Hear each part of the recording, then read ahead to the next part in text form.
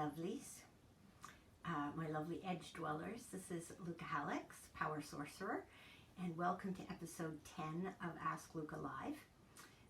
We've got a couple minutes while we let everybody arrive, and then we'll be good to go.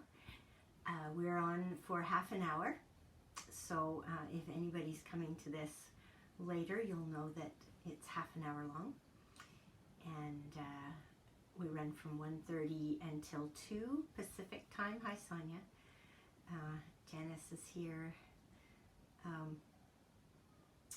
So I'm still doing it every week. So if I'm not going to be doing it, I'll announce it in the group. But I'm getting into the groove of this. Hi, Flora. So I love doing it. So this is a real pleasure for me. So I've got myself set up in a new spot. As you can probably tell, there's a different background behind me. So I'm using new equipment. My light, and I haven't got it all exactly the way I want it to be, but it's getting closer. It's getting closer. So I've got a clock in front of me. It's down there. So if I look down, I'm checking the clock, and I'm checking my notes because I've got everything set up around me. So how are we doing? We got another minute.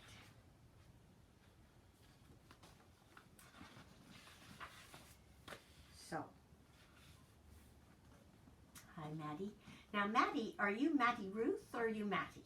Because sometimes we use a name on Facebook that is the Facebook name, but it's not the one that we're referred to by. And I never know if people have a double-barreled name or not. So you're Maddie Ruth Griffin, but what do you use the Ruth part? And I see that Adam's with you. Yes, I kind of got the sense that you were in the same household at the moment, or permanently. Yeah. So hi to both of you. Okay. So it's 1:30. So I'll get started. Some people may come in a little bit later, Maddie or Maddie Ruth. Okay, all right. Yeah, I have a middle name too, and the only person who ever uses it is my mother. It used to be only when I was in trouble, but that's not the case anymore. Okay, so our intention, I always start by setting my intention because I believe that everything follows intention. You're married. Okay, that's wonderful. Hi, Janice. So our intention always on these, and I always say it at the beginning because it sets the energy. Our intention today is to answer the asked and the intended questions, and to receive answers that are soulfully helpful to all participants today and those who will listen later. So anybody who's set their intention to be part of this, who's even wondered about it and comes back to watch it later, there will be something in there for them. It's quite amazing how this all works. Hi, Teddy. Keep in mind, I have a little post of things to keep in mind while you're listening to me. So if you have access to that while you're listening, it's just a few points that I don't have time to explain in the half an hour about how I do the work that I do. And I do a more in-depth version of that if I do a reading circle, or if I do a one-on-one reading with you. But it's there for you to take a look at. So I just called it Keep in Mind, and I've pinned it to the top of the post, so you can have a look at it there. So what I say to everybody when I start is that your gut feel about what's right for you is more important than anything anybody says to you, and that includes me, because I'm still in a nurse suit just like you are, and I have my good days and my bad days and my days of misinterpreting a symbol and whatever else. So hi, Adina and Paula. So I just want you to keep in mind that nobody's the expert on you but you. So if I tell you anything that doesn't make sense to you, I encourage you to put it in what I call a holding tank and wait until you get some validation for it. Hi, Lorna. Time and space are not what we think they are. So if I tell you anything about the future, it's a probability that's based on you continuing to do things in the future the way you've been doing them up until now. So keep that in mind. Everybody has free will, so you can alter outcomes. Depends on how much you want it and whether or not what you're experiencing is something that you set up as a major purpose for your life. So I was saying to somebody when I was doing a reading this morning that if you've come in a white body like I have, or you've come in a black body, or a whatever body it is, then that's probably something you've chosen for your life. You're not going to be able to change the color of your skin very easily, although Michael Jackson had a go at it, I think. So that's important for you to remember. Put what you're not sure of in the holding tank, wait for validation. Okay, so, and also I just wanted to mention that it is up on my website now. My Year Ahead channeling took us ages to figure out the technology to get it up there, but it's now up. So if you go to my website, it comes up on the first page, and you can just enter your email address, and then you can listen to it. And it's about half an hour long. So it's interesting to listen to it halfway through the year, because you can see I was talking about the virus, but I didn't know I was talking about the virus. So that's fascinating. Okay, so the rest of the comments I'll keep for the end, about how to reach me and what I offer and all of that kind of stuff, because that's important for the end. So I have, I think it's 10 questions for today. And I did my tuning in before we started, so I'm all ready to go. And these are the questions today as they came in the order in which they came in. So hopefully I'll get to all of them. If I don't get to your question, then I will take the ones that I don't get to and put them at the top of the list for next week. So this first one, is one that came from last week. Flora, do you still need to know about the dog?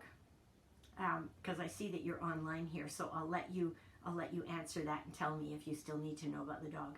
And while I wait for you to answer that question, I'll move on to question number 2, which is from Camellia. I'm wondering if starting a virtual yoga studio is prudent. I like the word prudent.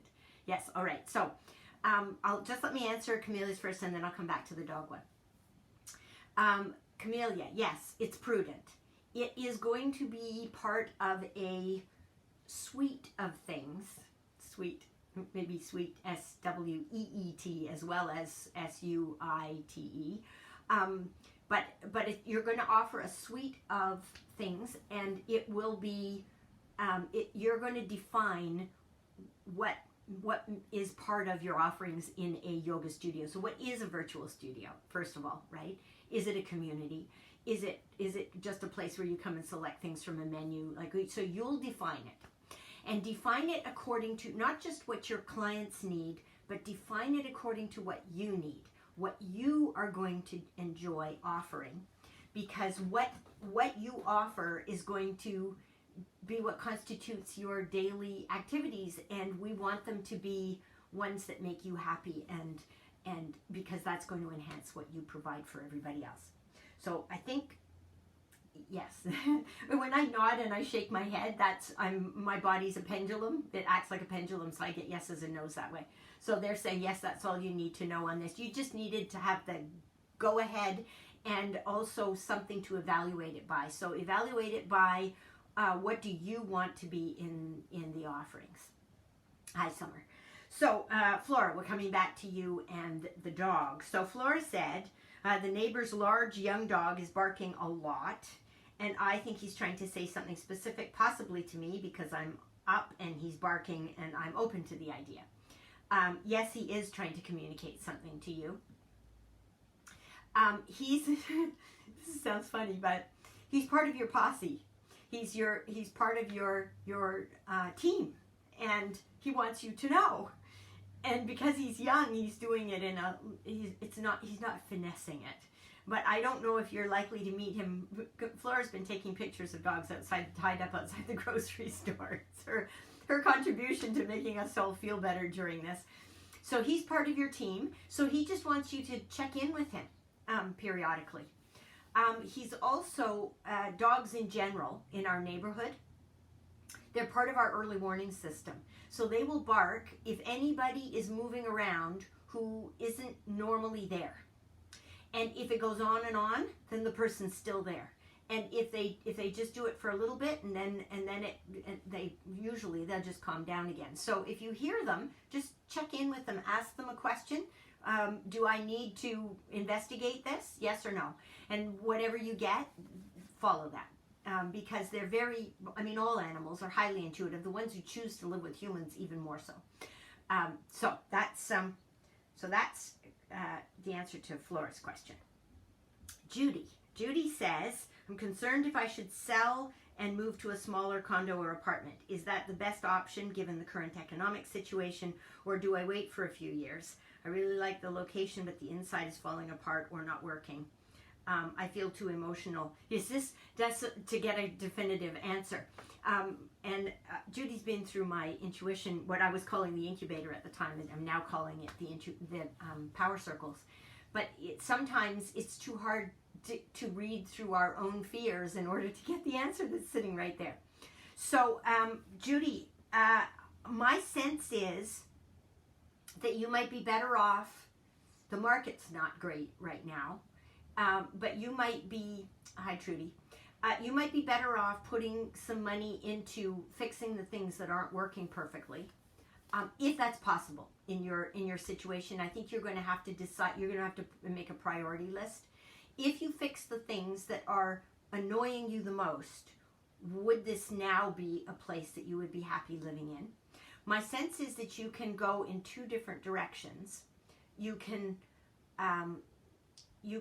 fix it up a bit and extend the amount of time that you can spend there, and then choose to move on somewhere else afterwards. Or you can fix it up for the long term, and then there's the third one, which is move out altogether. My sense is that if you move, the place that you would want to move into is not available right now. So you wouldn't find it right away. So you're still going to have to spend a bit longer sitting where you're sitting at the moment. So I don't know if that jives with what you were getting. Hi, Angelica. But put that in your pot and stir it around and see how it feels. Okay, next question is from Teddy. Teddy's going big picture here. Does the Middle East or other cultural countries have meaning for me? I seem to be drawn to Moroccan, Greek, Indian, Spanish foods and colors. Bohemian. Yes.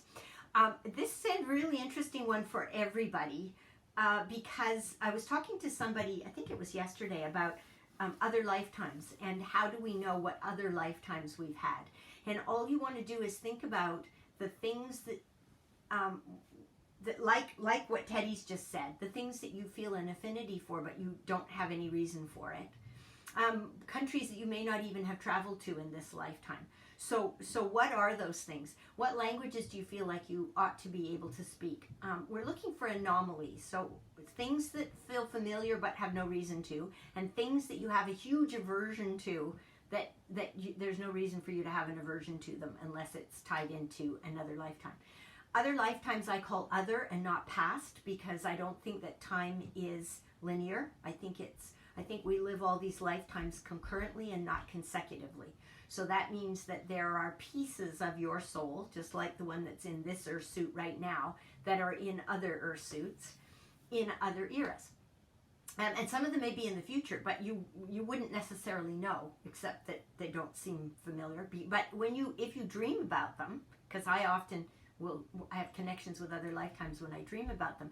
If you dream about them, then it doesn't feel like the future. It feels normal, because this life feels normal. So that one, if you're in it, feels normal. It's an interesting kind of thing to work with. So to come back to your question, Teddy, the Middle East. Yes, the Middle East. I see you in not in a hijab, not completely like in almost a tent, but I see you with a covering on your head, and I think that you have a love-hate relationship with having things on your head. There are times when it feels quite comforting, and there are other times when it just makes you crazy and you want it off. And I think that's how you felt about it, how you feel about it in that lifetime. Hi, AJ. So, yes, my answer would be yes, you do have a connection. And look at books and movies and things. Like if you feel a yearning for it, connect with it. Bring it into your home, put it around you, bring those colors in, do that. Because if you're wanting to do that, then you're wanting to connect with some wisdom or something that needs to be healed in that lifetime. And that you can connect into. So I hope that helps, Teddy. This is not a problem question. This is I'm curious question. And curiosity is a really important part of our learning. In fact, it's one of the best ways for us to learn. So that's Teddy's. Next one is Lorna. So Lorna wants to know, she says, so I can get more customers and ultimately make money.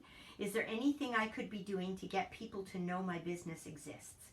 I feel I'm missing something and ultimately missing sales opportunities. So this is the quintessential fear of everybody who is self-employed, right? Oh my God, am I doing enough?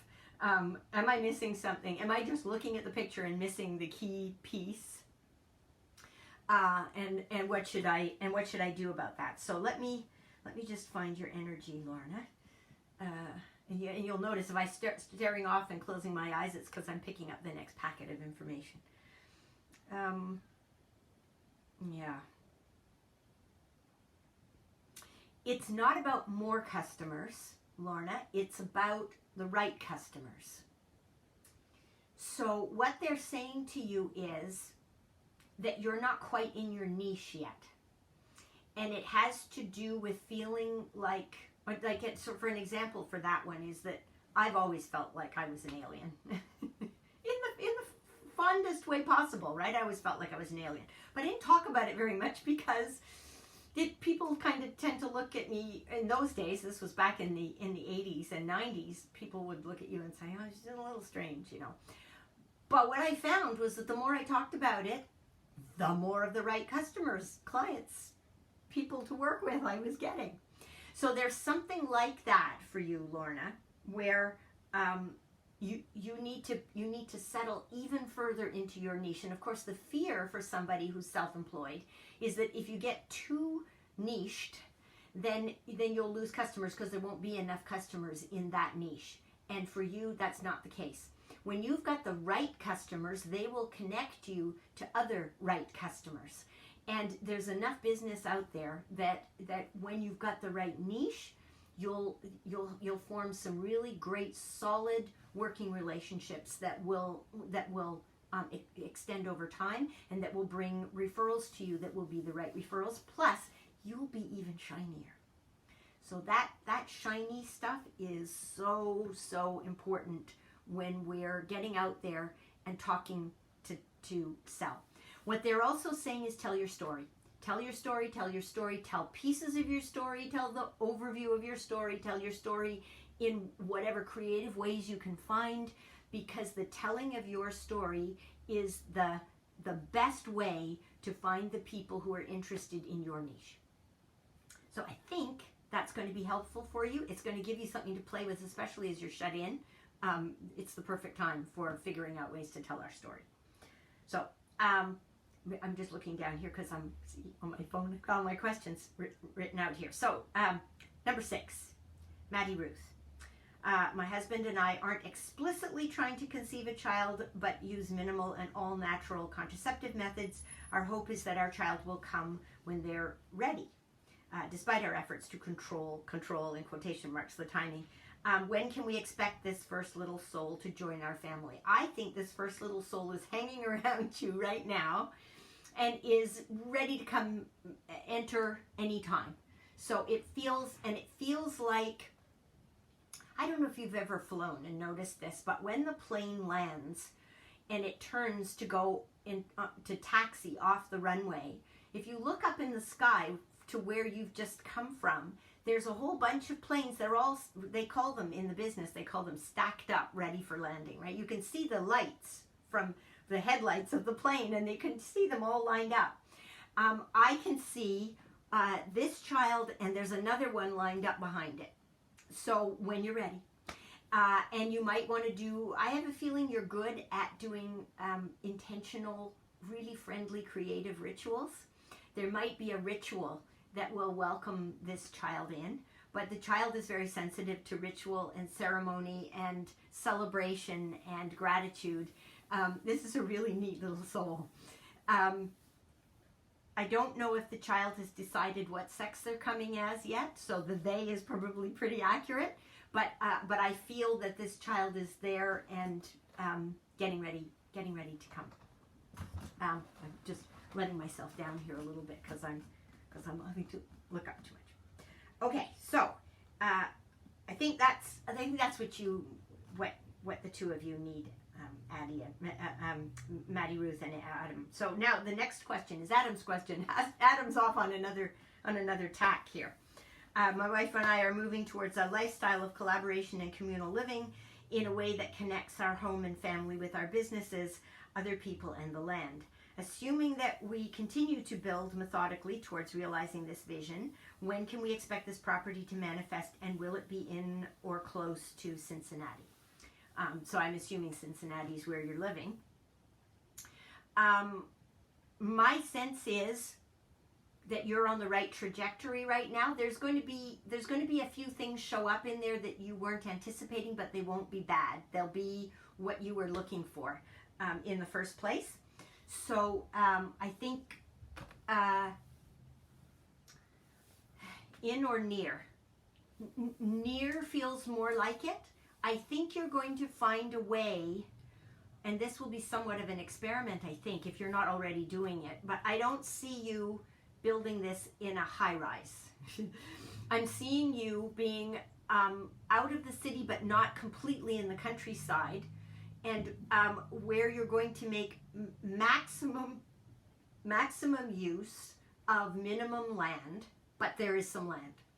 And I also see, I see other people wanting to come in, and that the people who want to come in and be in community with you are everybody's going to bring their own kind of resource. And so you should be looking for those resources and inviting people who want to come into your community. I almost see an application process. Now, I don't know if there actually is, or if it's sort of unwritten.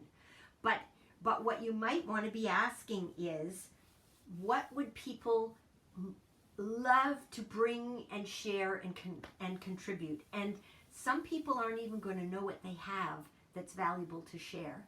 But when you hit on the right thing, they're going to start to light up. And you'll know that you've hit it. And it might be something that you didn't know you needed, or it might be something that you've been asking for, and all of a sudden somebody comes along and they don't even know they have it. Or it might be something that you didn't know would be a good idea, but when the person comes with it and you think, well, what can we do with this? You find that there's a really interesting way that you can incorporate that into your community. There's going to be, as we go through this shift, where we're moving from the three-dimensional way of being into the multi-dimensional way of being, and I'm going to do a little podcast about this shortly that I'll announce in the group, because it's really interesting, an experience that I had this week.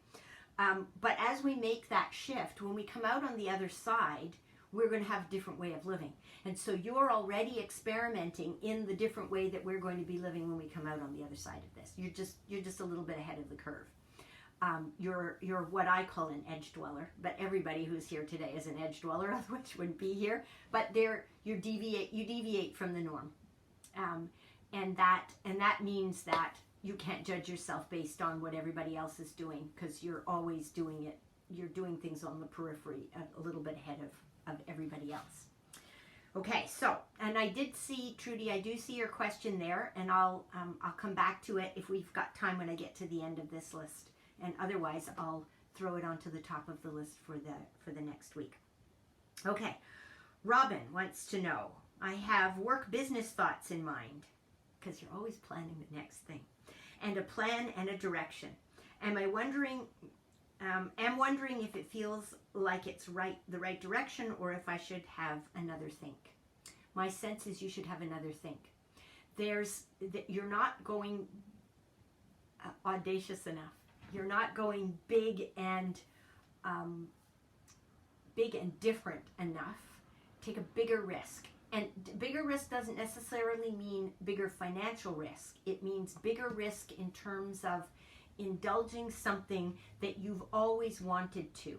And you don't have to do it all yourself. So you're at a point in your life where you should be pulling other people in and doing more mentoring. So I know that, because I've known you for a long time, I know that you've done in your life a lot of gardening. And as we get older and our bodies get a little bit more creaky, it's not always easy to continue doing all that gardening. But you've got all that gardening knowledge and the love of the garden and the love. So you can still do some things, but I'm seeing you do, and the gardening may be a metaphor, it may not be actual, but I'm seeing you do something where you're using all of your experience and your ability to dream forward into what we're going to need. Hi, Jill. Over the edge, and after we come out of this shift, and starting to put the pieces in place now. So, for instance, technology is a placeholder for what we're going to be able to do naturally without technology when we get over to the other side. So technology here and now is a training ground for what we're going to need to remember that we can do without the technology, or with an even higher level of technology that is more, that incorporates more biology into it, because that's one of the things that I'm seeing is going to be a change that comes as we get across to the other side of this shift. So, so I think that's going to answer your question. Have another think bigger, invest more of your essential self in this, be more audacious, is what they're saying. And if you need more information about that, come back and ask another question next week, and we'll see if we can get even more for you. So, Janice wants to know, I have chosen a new financial advisor. What is the comment on the rightness of my choice? My sense is that you're figuring out as you go along, Janice, what it is that you want. So for anybody choosing anything right now, this is going to apply to all of you. You got to be really, really clear about what you want.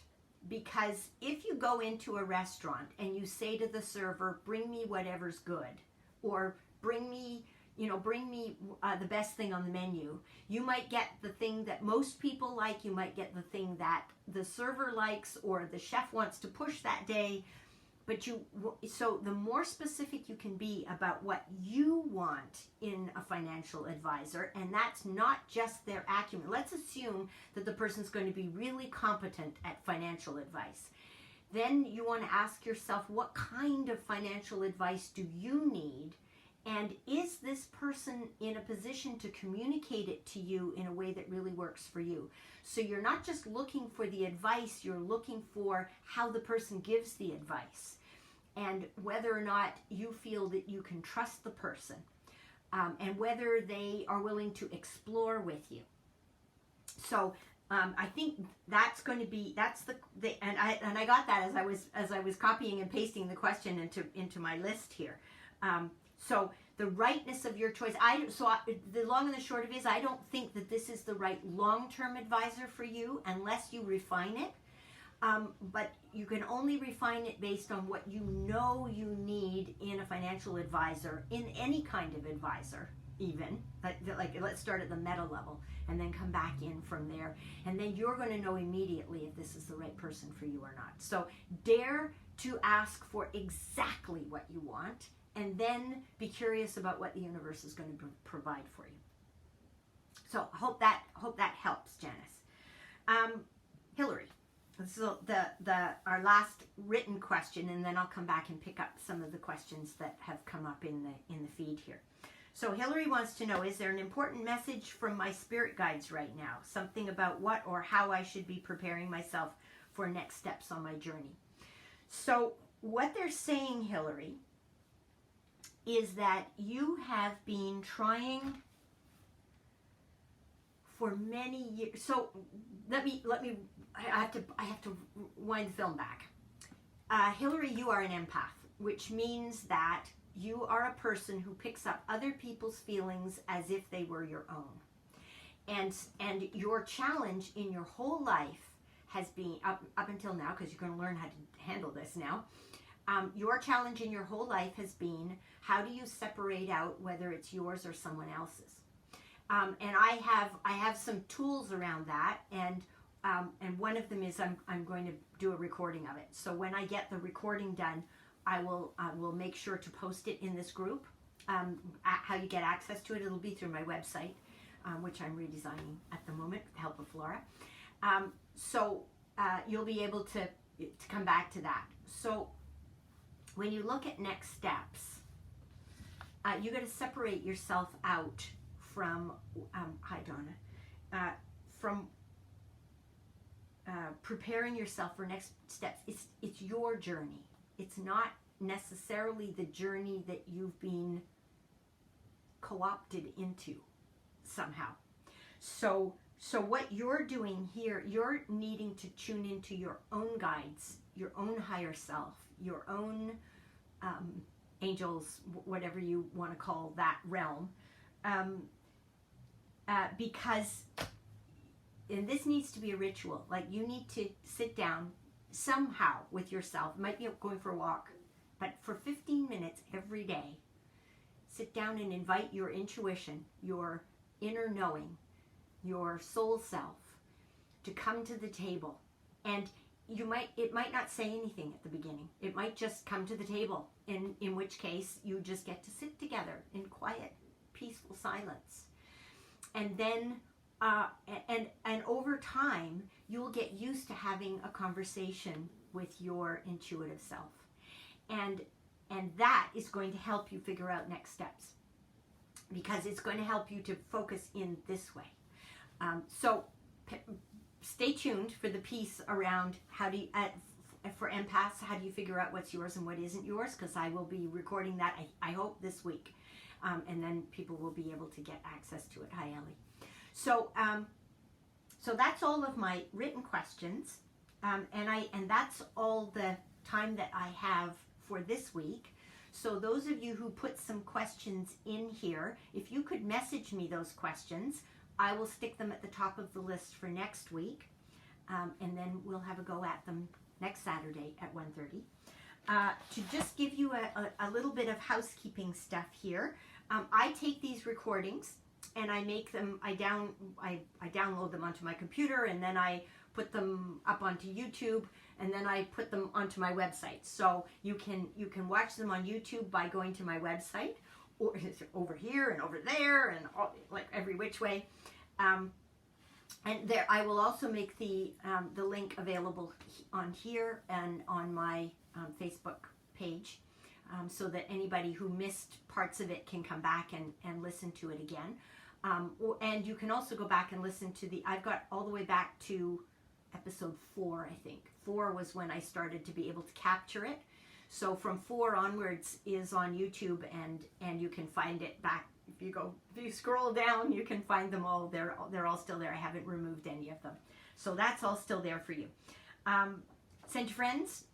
If you're on this list, you can invite other people to join. So if you know that there are people who would love to be here, then feel free to invite them. Every time I come back, each week I come back, I see that the number's grown a little bit more, which is really exciting. I love having because we're interested in the same things. So we're creating an energy point here, which is wonderful for all of us. For the duration of this COVID virus, I'm going to be doing this every week, but I'm also doing Ping mini readings, which is 15 minutes for $30. And you can book that through my website if you would like to have a little bit more time directed just at you. Also, I do 60-minute readings, and I do reading circles. I'm moving my reading circles online for the duration of however long we're going to be shut in here. So if you would like to host one, there's some benefits to being a host, and the host's job is to find the people to come and to publicize it, and then I show up and I do my thing. So that is an option as well. I do intuitive coaching, which I call Power in Your Back Pocket, because so many people said to me, I wish I had you in my back pocket, so I called it Back Pocket. And if you would like to explore that, I encourage you to set up an exploratory session with me, which is an hour and a half, and we actually will do some work together so that you can decide if it feels right for you. And I'm offering power circles. I'm trying to get enough people together to, because everybody's schedules are, and I need specific amounts of time where we can get together for 4-hour workshop sessions. So all the information about that is online, and you can also do an exploratory with me about that. To mention again, the Year Ahead Channeled session is now available on my website. So all you have to do is leave me your email address, and you can get access to that. Exploratory chats are free, and I don't do pressure sales. So you can talk to me, and if you don't want to, if you decide it isn't right, or now it isn't right, or whatever it is, I'm not going to hold it against you. So there's nothing to lose by coming and having a chat with me, especially right now because I have time to do it. I'm just trying to think what else was there that I wanted to let you know. Oh, I've radically altered my rate structure for the duration of the virus. So if you're short on money right now, or if you know that you have services that you can offer but you don't have as much cash, ready cash, or whatever it is, if you've got time right now but not a lot of money, then money should not be something that prevents you from coming and working with me. So I did a blog post about what I was thinking about in terms of how I was changing my rate structure. So feel free to go. It's at the bottom of the menu on my website. You can go and have a look at that. And I'm happy to talk to people about this. I use my intuition, and you use yours for us to come up with an idea about time, about money and time, and what's the best combination for us. So feel free to do that. So in the meantime, thank you hugely for coming and spending this time with me on Saturday afternoons, because it's one of my absolute favorite things to do. And my dead grandmother was here with us today, which really makes me happy. She told me I had to wear the ring that she gave me indirectly through my mother. My mother called me the other day and said, Nana's here. She says you have to wear the ring and bring her into the group. So I wore the ring and brought her into the group. So you've now met my grandmother without knowing that you met my grandmother. So brilliant to have you all here. Until next time, stay safe. And please feel free to send your friends to come in and listen to this after the fact as well. If anybody wants to join the group and they want to do it on their own, they just need to friend me and then ask to join the group, and I will. I approve everybody. So unless anybody proves that they shouldn't be in the group, they're all welcome to be in the group. So blessings to you all. Enjoy the rest of your weekend, and I will perhaps see you back here next Saturday at 1:30 Pacific time. And if not, then even if you can't make it, send me a question, because you can always watch it in the aftermath, and your question will have been answered. So thank you for being here. Stay safe.